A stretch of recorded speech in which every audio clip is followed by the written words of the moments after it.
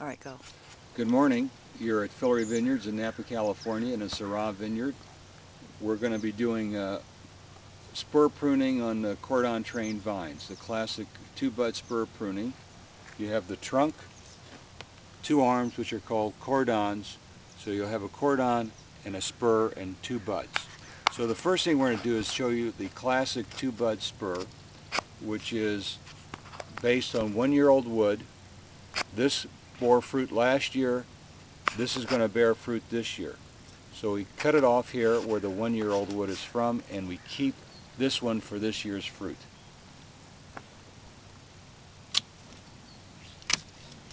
Now, in the process of deciding what to do, vine balance, size of the cordons, the arms, the size of the shoots all enter into it. For instance, the size of this shoot compared to this shoot, obviously this is a stronger one than this one, so that influences vine balance. Again, if you notice, these are cut short. We did this because we did what's called double pruning. For me, it's easier to go through a vineyard with things cut down to maybe 12 inches above the cordon, so you're not battling the long wood and the tendrils that come off and can really be difficult to get off the wire.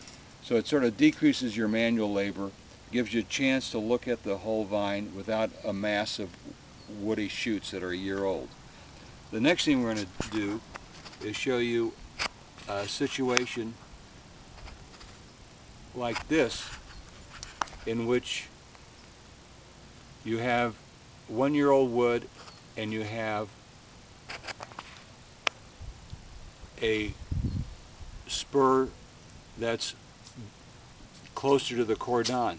This is much too long here. This might be a better example. Here we have the cordon. Here we have a shoot, but it's not from one-year-old wood. This is one-year-old wood. This gave fruit last year. This is going to give fruit this year. And we're going to save this one for the following year so it gets closer to the cordon. The idea is to always have the fruit-bearing shoot as close to the cordon as possible.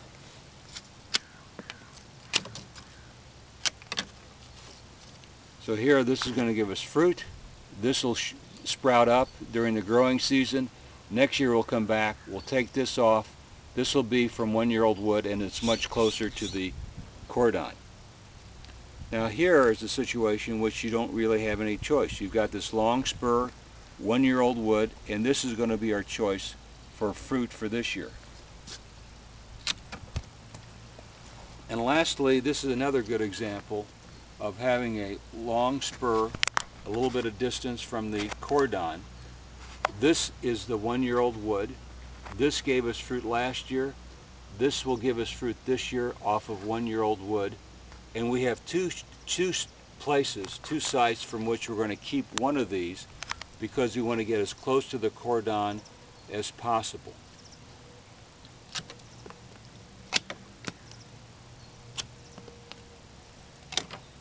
So this will be, next year in 2011, this will be our spur from which we'll get new fruit. This year, 2010, this is a spur that we're going to be getting fruit this year, and we'll make the cut next year right here, and again, we want to get closer to the cordon. Thank you. How's that?